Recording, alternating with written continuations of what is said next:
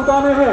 आज हमारे 13 व्यापारी साथियों के साथ यह अन्याय हो रहा है, कल को किसी अन्य के साथ भी यह घटित होगा। यही सुनिश्चित करने के लिए कि अन्याय हमारी अपनी नगर पालिका या वहां बैठे कुछ चुनिंदा नुमाइंदे इस प्रकार से न करें, इसके लिए आज पूरी ताकत से, पूरी शक्ति के साथ सकल व्यापारी संघ झाबुआ का ये शक्ति प्रदर्शन, जिसके अंतर्गत नगरपालिका और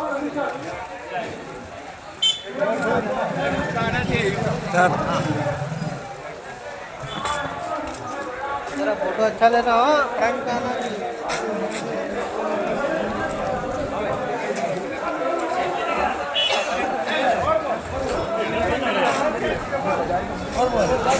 उसके सम्मान में खड़ा रहा और उसके सम्मान में उन्होंने दुकान बंद की।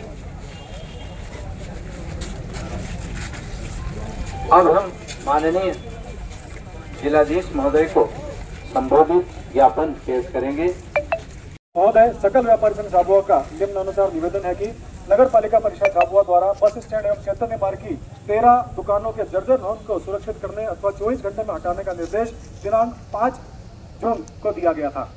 इस संबंध में 18 जून को श्रीमान कलेक्टर महोदय एवं मुख्य नगर पालिका अधिकारी महोदय, अध्यक्ष नगर पालिका तथा समस्त व्यापारी संघ के साथ समन्वय हेतु चर्चा की गई, जिसमें निर्णय लिया गया था कि 22 जून तक मुख्य नगर पालिका अधिकारी द्वारा नव निर्माण के बाद दुकानें संबंधित व्यापारियों को पुनः सौंपने के लिए अनुबंध की शर्तों का प्रारूप बनाकर 24 जून तक कलेक्टर महोदय के समक्ष प्रस्तुत करने को सुनिश्चित किया गया था। से हम लोग सभी माता शक्तियाँ यहाँ पे आई है।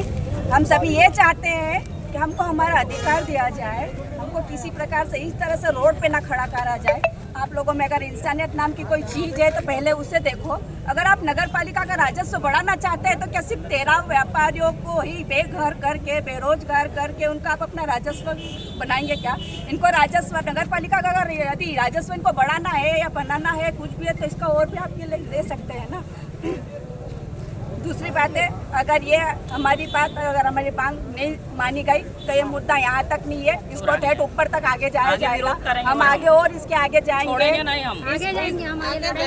हम यहाँ तक सिर्फ सीमित नहीं है। अगर हम पे अगर हम 85 दुकान को नोटिस दिया तो 13 दुकान टारगेट में क्यों नहीं है? 13 दुकान से ही अगर राजस्व बढ़ता है तो ऐसा क्यों है कि सिर्फ 13 दुकान को ही टारगेट बनाया जा रहा है? को दिया था ना।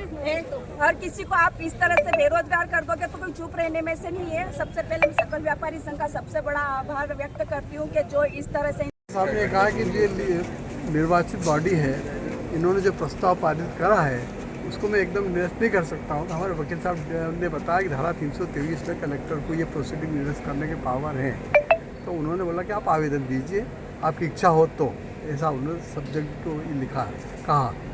तो उन्होंने 323 में एक आवेदन दिया ताकि इनकी नगर पालिका ने जो प्रोसीडिंग करी है पीपीटी मैटर, उसको निरस्त करने के लिए हम लोग प्रस्ताव कलेक्टर साहब को निवेदन करेंगे कल। और साथ ही ये कहा कि भाई कलेक्टर आप कोर्ट का ऑप्शन खुला वो भी प्रयोग करो आप, इस प्रकार कलेक्टर हमने आश्वासन दिया। बाकी उन्होंने बोला जो भी अधिकार मेरे में होगा मैं और परीक्षण करता हूँ इसका।